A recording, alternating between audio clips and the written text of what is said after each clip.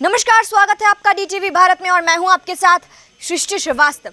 UP में चुनाव होने वाला है और सवाल सिर्फ एक ही उठ रहा है कि क्या बीजेपी और जेडीयू यूपी में साथ लड़ेगी या नहीं। ये सवाल हर जगह उठ रहा है। देखिए, बिहार में भले ही बीजेपी और जेडीयू साथ में है, लेकिन यूपी में अलग अलग है। ये बात बीजेपी के प्रदेश अध्यक्ष संजय जायसवाल ने भी कह दिया था कि बिहार में गठबंधन है, बाकी जगहों पर नहीं है।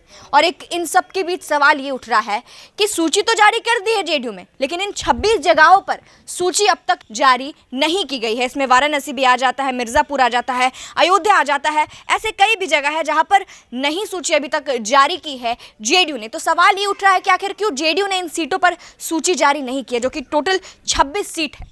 तो हम आपको इसका जवाब बता देते हैं। कयास कुछ यूं लगाए जा रहे हैं। यहाँ पर दो बातें निकलकर सामने आ रही है। पहली बात तो ये निकलकर सामने आ रही है कि देखिए, बीजेपी का यूपी में अलग वोट बैंक है।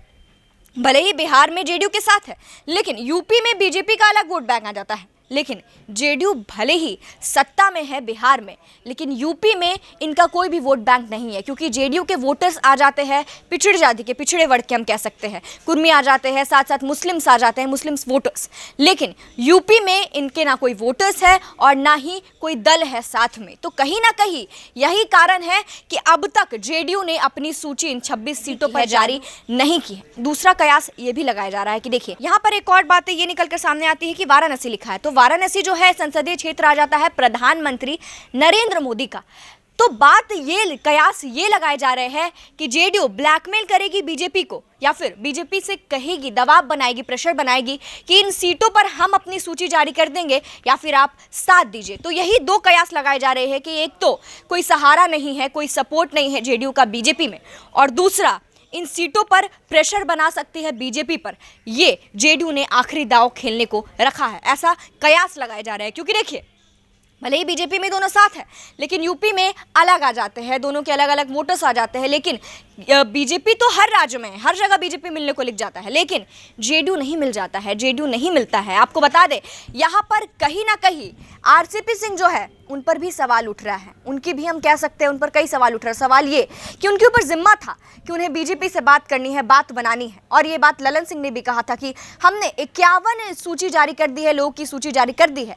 अगर बीजेपी से बात नहीं बनती है तो हमने उनके प्रदेश अध्यक्ष को बोल दिया है, जब यूपी में जो है जेडीयू के जो प्रदेश अध्यक्ष है उनको हमने कह दिया है कि वो बातचीत करे। अगर नहीं होती है, बात नहीं बनती है, तो हम अपनी सूची जारी कर लेंगे, जो कि तैयार किया गया था, ऐसा ललन सिंह ने कहा था। और आरसीपी सिंह पर उंगली आरसीपी सिंह पर इस कारण से उठ रही है कहीं ना कहीं, क्योंकि यहाँ पर देखा ये जा रहा है कि आरसीपी सिंह के ऊपर जिम्मा था कि वो बीजेपी से बात करे, केंद्र से बात करे, बनाए बात। लेकिन बात कहीं ना कहीं नहीं बनी और बात ये अटक रही है कि अभी भी 26 सीटों पर सूची जारी नहीं की गई है जेडीयू के द्वारा। तो जो दो कयास लगाए जा रहे थे वो हमने बता दिया कि एक, या तो बीजेपी पर जेडीयू प्रेशर बनाएगी, और दूसरा यही हो सकता है कि जेडीयू के पास कोई सहारा नहीं है। हालांकि ये आने वाला वक्त बताएगा कि क्या कुछ होता है, क्योंकि उम्मीदों का सिलसिला अभी भी जारी है। क्योंकि बीजेपी खुलकर ये नहीं बोली है कि वो जेडीयू के साथ नहीं लड़ेगी, और ये भी नहीं कहा जा सकता है कि लड़ेगी या नहीं लड़ेगी, क्योंकि राजनीति में कब क्या हो जाए ये